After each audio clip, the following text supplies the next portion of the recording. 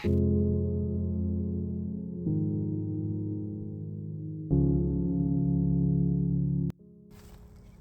right, so this is where there used to be a beaver dam, and that is where they dumped what used to be a beaver dam.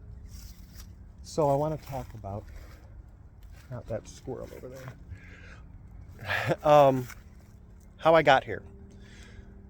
I mentioned my divorce, and after my divorce, I was in a spiral, and I wouldn't even say a spiral so much as several different spirals at once. Hey guys, I just got back from my walk and I kind of forgot to mention something, and it's kind of obvious right there on my face. So one thing that did make it a little more complicated for me during COVID is the fact that I'm immunocompromised, and my doctors told me not to get vaccinated, and I can't wear masks. And the reason I can't wear masks is that whatever happened since COVID, I've been getting facial stuff to the point where in January 2020 I was hospitalized at the VA hospital in Detroit with a cellulitis infection and almost died. I was there for 4 or 5 days, I think it was. I don't even remember. They had me on morphine and things like that, and it was a mess. And it's kind of to the point, like I say, where I can't go get treatment at the VA, because if I want to have them look at this and tell me why when I keep wearing masks I keep getting infections, what they say is, hey Steve-O, you want to know why when you keep putting masks on you keep getting infections and why you almost died? And I'm like, yeah. And they're like, so put on a mask and come see us. I'm like, whoa, what about the whole part where you guys, I keep talking about how I keep getting infections from the masks? They're like, yeah, go ahead and put one on and risk that infection and come see us, even though when you get in you'll take the mask off. So that was very frustrating during COVID, because during all of it I couldn't go places, and it was not ideal. But what I did not do was stop going places. I didn't stop going out on my walks. I just found places that didn't care or were accepting or that were understanding instead of condemning and judgmental, and again forcing me into some isolation. But it has been a 1-2 punch. I mentioned that spiral was several spirals, and I was in one spiral before COVID hit, and then COVID created another one. That's just what I kind of meant to allude to at that point. So I hope that puts a little bit of clarity on this. So cheers. And it culminated with me not foreclosing on my house, but getting to the cusp of foreclosure and narrowly avoiding it, so much so that I didn't really get anything from it.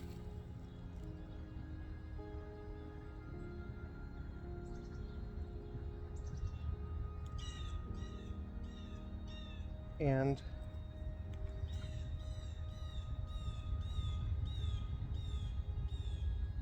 that was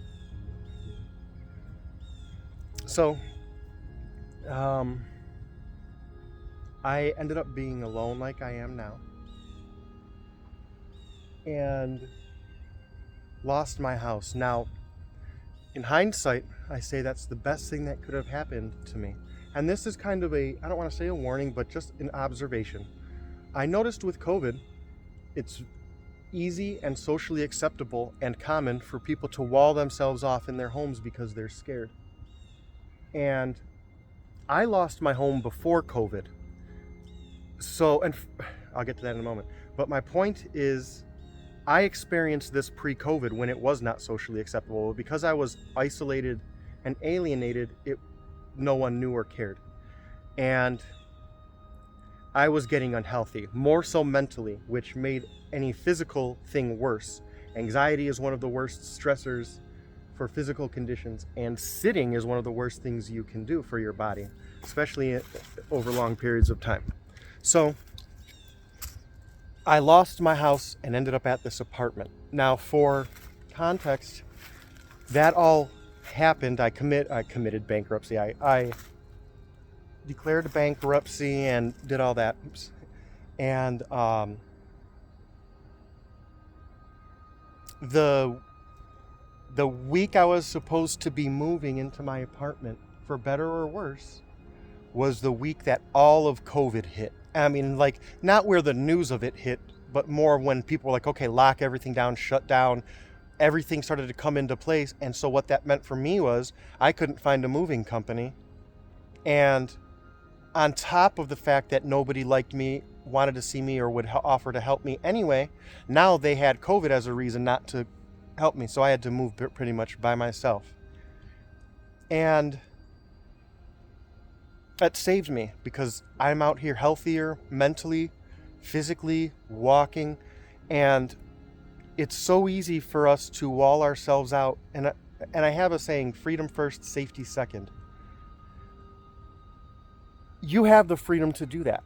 My heart bleeds for you if you're that scared that you do, because A, you are physically in a position where that's the case, or B, it's not, and you're locking yourself up for nothing. But it's just important to get out, to get some vitamin D, to move. When all of this was first happening, I had a conversation with someone on Discord who was upset because they saw a video of grandparents surprising their grandchild at a birthday party. And they were like, those grandparents should be ashamed and they're endangering and all this stuff. And I'm thinking to myself, if it was up to you, you would lock that elderly person in a room and not let them see their grandkids potentially die. And you think you're helping them, where they may say, I may die tomorrow and I want to see my grandkids so much who I love that I'm willing to risk my life going to see them. Or you could put a metaphorical gun to their head and say, you can't go see your grandchildren. Too bad, because we're going to keep you safe, locked up in here. It's what's best for you. Isolate forcefully. I want to talk a little bit about isolation and why that's such a big thing for me. I didn't realize until all of this, but I am alone, and I don't mean that hyperbolically, in the sense that aside from my daughters, I don't have anybody. And what I mean by that is,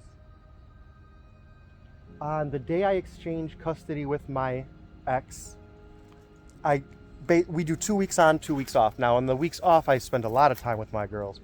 But if I did not, if the moment I like this thought exercise, if I closed the door after I dropped them off and aliens abducted me and beamed me up there, no one would know I didn't exist for 2 weeks until my ex started to freak out because I didn't come to get the kids like I'm supposed to. And aside from me forcing myself into lives by DMing people, messaging people, cat running over there, talking to people, visiting people, inviting people, if I didn't go out to talk to a cashier to buy my groceries, or to get gas, or to get a cheeseburger, or to get a taco, no one would see me or care about me. And I've learned to deal with it, and I can't say I thrive in it, but I can say I'm making the best of it, because it gives me a lot of time to practice self-awareness and reflect and things like that, positively, not looking back blindly and tripping over what's in front of you. But isolation can be terrifying, and it's not something I wish on anybody. There's a story of one of the apartment workers here who told me about a situation of a guy who passed away in this apartment complex because of all of this fear. And I don't want to share it, but it's that isolation. It can do really bad things to people. So I don't want to get too negative, but what I did want to say is that's a reason I think it's important to be there for people. And again, I'm not saying to text message someone or post something on some social media thing that says how much you love certain people. I'm talking about the physical, because even seeing someone like this, I'm not physically with you right now, but in a way I'm physically with you because you can hear and see me.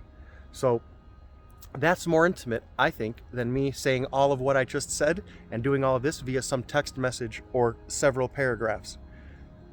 Mental health is incredibly important, so try to be there for the ones that you love. Again, you can make time or you can make excuses. Don't make excuses. Go easy. I'm going to go for another walk, record my way back. maybe see something, say something, but I think that's about it in terms of my blathering. I hope this all came out well on the audio. Go easy, take care of yourselves and the ones you love, and Merry Christmas, Happy Holidays, and go easy. Blue jays, I call them the narcs of nature, because you always know when something's going on. You may not know what's going on, but if there's a predator, if there's food, if there's me, if they're excited about something, you hear what's going on. I'm gonna go walk and see what that fuss is over there. Go easy.